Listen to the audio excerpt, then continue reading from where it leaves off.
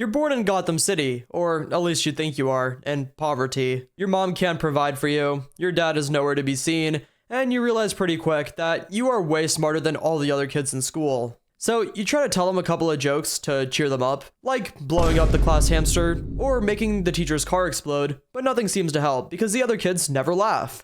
In fact, they're usually crying or something, which isn't really what you're going for. You see, for you, laughter is the best medicine in the world. The only time your mom was ever happy was when she laughed at the comedians on TV. You used to put on these little comedy shows for her, and it would make her laugh so hard she'd have trouble breathing. The biggest joke in the world, as far as you can see, is that life is completely unfair. After all, your mom works so hard, but can barely provide for you. Then there are the fat cats up in their skyscrapers and superheroes who basically never help. After all, they cause enough mayhem to make the whole world go mad. Have you seen what happens to cities that Superman has a fight in? They get razed to the ground, but oh no, he's the big hero after all, so no one says a thing when normal people get crushed underneath. Heroes kill people all the time, so why is it different when I do it? After realizing it's so depressing, you start to laugh instead. But this is also where things get a little confusing in your past, because you can't quite remember it. Whenever you try telling someone about your life before you became the Joker, you always get mixed up and tell different stories each time. For some people, that would be terrifying, but you find it hilarious.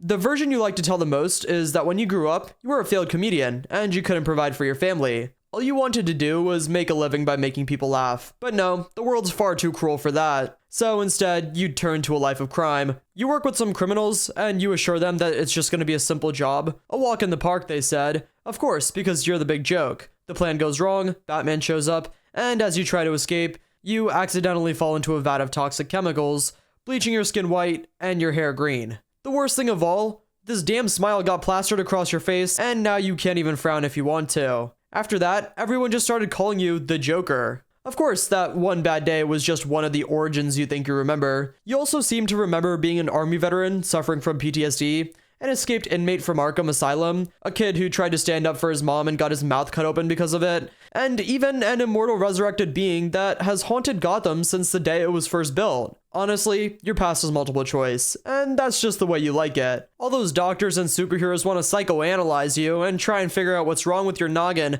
but nah, you're A-okay. So you don't give them a damn thing. Confuse them all to hell. All that matters is that you've got green hair, white skin, and a smile that just won't quit. Literally will not quit. You've tried. Your first few years as a Joker are actually pretty fun. You're pulling elaborate heists, making terrible puns, and generally treating Gotham like your personal playground.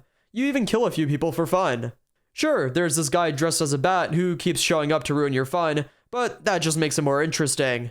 It's actually a little ironic, because you keep bullying this guy and killing people around him, but he can't stop you because he has some weird stupid moral complex. I mean, what's a superhero without a supervillain to define him? This Batman guy's kind of an idiot anyways. You can't help but laugh at how silly you both look. A clown and a bat chasing each other across the rooftops of Gotham. It's kind of a match made in heaven. You even trademark your own special weapon, Joker Venom, which kills people while leaving them with a horrifying grin. Because if you're going to be a supervillain, you might as well commit to the bit. But then, something changes. Maybe it's the chemicals finally settling into your brain, or maybe you just get bored, but your crimes start to get a little darker.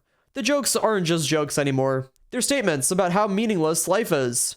That time you paralyzed Barbara Gordon, you did it to prove a point about how random and cruel life can be. When you beat Jason Todd to death with a crowbar, that was to show Batman that his whole mission is pointless. You're not just a criminal anymore, you're a force of chaos. When you took over Arkham Asylum that time, you didn't just torture Batman physically, you got inside his head, made him question his sanity, and you were running the entire madhouse and having the time of your life. Then there was that time you convinced Batman's whole family that you'd cut off their faces, just to prove how fragile their trust in each other was. It was actually pretty funny. You're basically a walking trauma factory and business is booming. Oh, speaking of which, your employee relationships are terrible.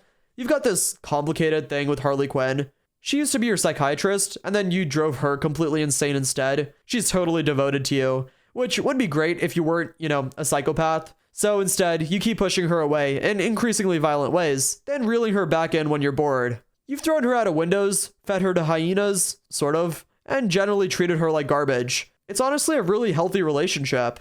You probably deserve it when she runs off with Poison Ivy. The funny thing is, Harley might be the only person who's ever actually loved you, and you can't even appreciate it because you're too busy planning on how to make the Batman finally snap. That relationship with Batman is where your life really sucks.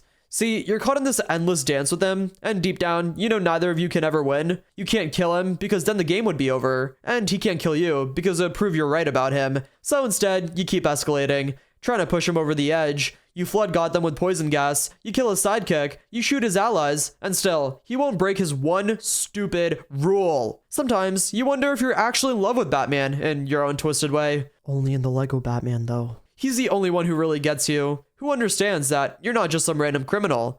You're his perfect opposite, his greatest failure, his worst nightmare. You complete each other. Of course, you show your affection by trying to drive him insane and murder everyone he loves, but hey, nobody's perfect. Of course, the world won't leave you and Batman alone. The whole Justice League has to get involved in your business, and just because you want to make people laugh. This one time, in a world that you can't quite remember if it was real or not, you killed Lois Lane because you thought it would make Superman lighten up a little bit, but it actually turned him evil. Hilarious. Well, it was funny until Superman killed you. Whoops, good thing that didn't happen in this timeline. After decades on the job trying to make Batman break, you get pretty beat up. Batman must have broken every bone in your body at this point. You've been shot, stabbed, blown up, and exposed to enough chemicals to kill a small country. Remember when you got shot in the face and had to staple your own skin back on? Or that time Batman broke your neck and left you paralyzed, only for you to somehow recover through sheer force of will? The thing that really sucks about being the Joker is that you're trapped. You can never really stop being the clown prince of crime. You can never just retire to Florida and take up golf. You're actually just stuck in an endless cycle of escalating violence, trying to prove that everyone's just one bad day away from becoming like you. But they keep proving you wrong, and you keep having to up the ante. Each scheme has to be bigger, each joke has to be deadlier, and each statement about the meaninglessness of existence has to be written in more blood than the last. Even when you win, you lose. That time you drove Commissioner Gordon insane, he recovered. When you killed Jason Todd, he came back, even angrier. That time you cut off your own face and wore it as a mask to prove a point? Okay, that one was probably on you. Remember when you infected the entire Justice League with your toxin and turned them into Joker versions of themselves? Even that didn't stick. It's like the universe itself won't let you have the last laugh. And the really funny part, deep down, you might just be the sanest person in Gotham.